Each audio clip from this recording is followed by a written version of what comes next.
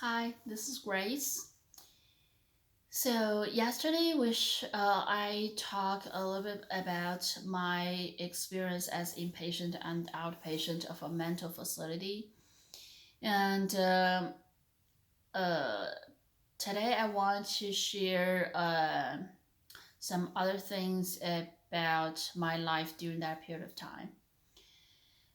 So as I mentioned several times before, although I was suffer all kinds of severe physical pain and mental health disability, and my life was broken, and my special kids went downwards. Like she started to have more and more medications. I'm the one who's supposed to give her shots every day, and that's devastating. And so stressful for me is something that I can cope. And another thing is she has all kinds of German delays.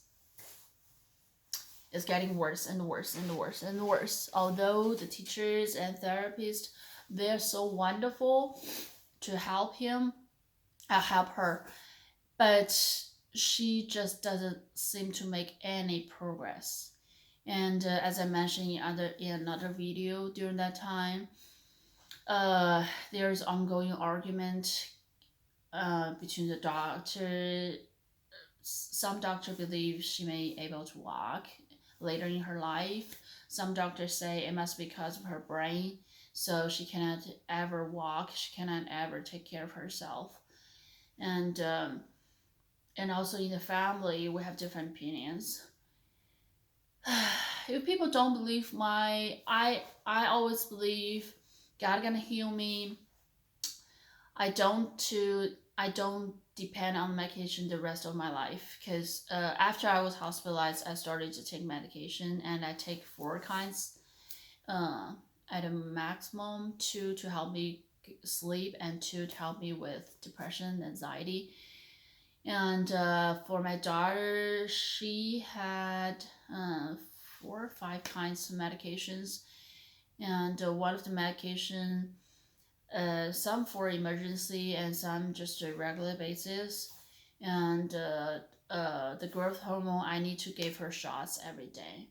And another medication um,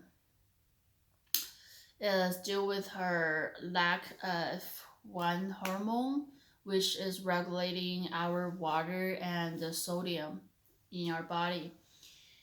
That medication needs to be taken as needed, and if she doesn't produce enough. So if she lacked that hormone, tiny little bit, her body will keep peeing, keeping giving out of water until she dehydrated and die. And if she had it too much of that medication or that hormone, then what happens is she won't drink anything. She won't pee, and of course that's also damaging her body. So we need to watch over her 24. And if we see the sign, if the medication start to breaking out, we need to give her another dose. And the doctor or nobody can tell how long a dose can last. We need to record it every day, like what at what time, how much be given to her, and how much she pee. We need to wait how much she peed, how often she pooped, and those kind of things. I know, special, and so it's really devastating. And during that time, when I in and out of the hospital, she had another issue. At school, the teacher tried to teach her how to development life skill. So they tried to taught her how to take off pants, how to go to the bathroom, take out the pants, sit on the potty, and try to make a routine or try to make her understand. The thing is, instead Maybe she understand. I don't know. And but the thing is, she started to keep taking off her diapers, and 4 times in a week, we will run into a scenario that's 2 or 3 a.m. or 4 or 5 a.m. when I go into her room and check her pees or poops everywhere. All over her body, cover the bed, the wall, the floor, everywhere. And when I tried to clean her up, she was really, really mad at me. She screamed and yelled and fight. And she was about 5 years old. She was strong. So it was so, with my health condition and mental, especially mental health condition, it's really, really hard. So of course I asked a lot of whys to God, and I did complain, I did question, I did a lot of things. Each and every time when people hear my story during those seasons, they said, "Oh, you're so encouraging because we never saw or hear you complain. God, you still love God dearly, and you handle this baby, handle yourself so well." I said, "No, that's not. You don't know how much tears I shared. You don't know how much complaint."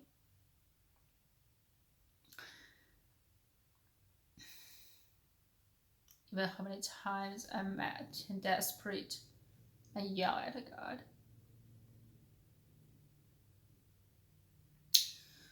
I told people to put in a simple way the tears that I shared in the last 10 years can fill a small swimming pool.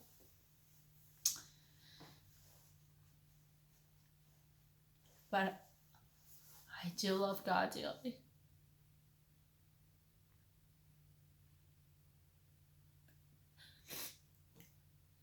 It didn't change. It never will change.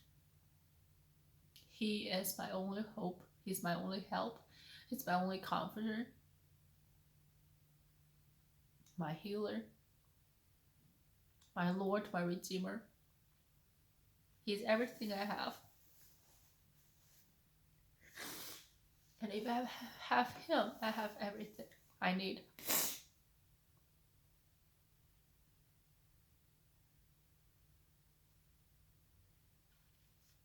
So when I was in that season, I really don't understand. God had healed me instantly so many times before. Why not this time?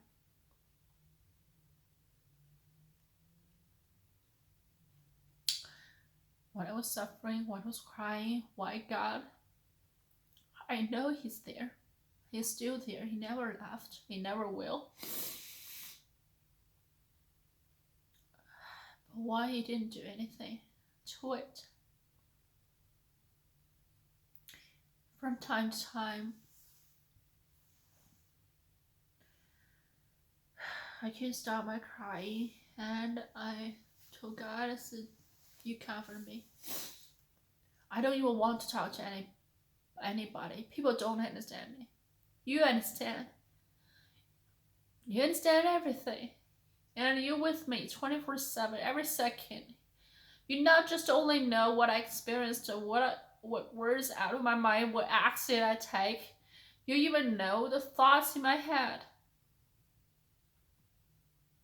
So you comfort me. Only you can do. I don't know how you can do it, but you can do it. Do it now." Several times while I was still crying, my baby was yelling or screaming. I fall asleep with my tears, and I wake up like in 1 hour later. I don't have any dreams, anything. It's such a great, it's the best rest I ever had. The only I know that I fall asleep because 1 hour passed by, and it feels like a second. And each time after I wake from the sleep,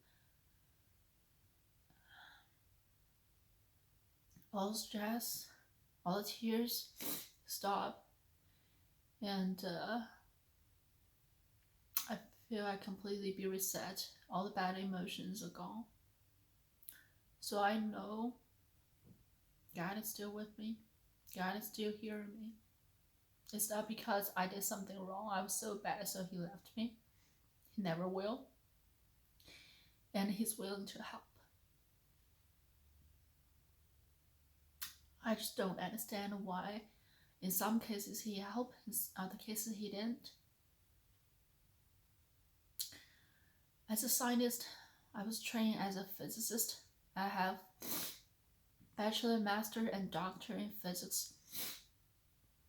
So my mentality or my ways of look at things, is I always ask why, and I always want to explore the laws behind the scene or the controlling factors behind the scene and try to predict the next one. So I won't give up or give in until I have the answer or until I see Jesus. So I keep asking and keep doing my life experiment and keep pursuing. I don't quit.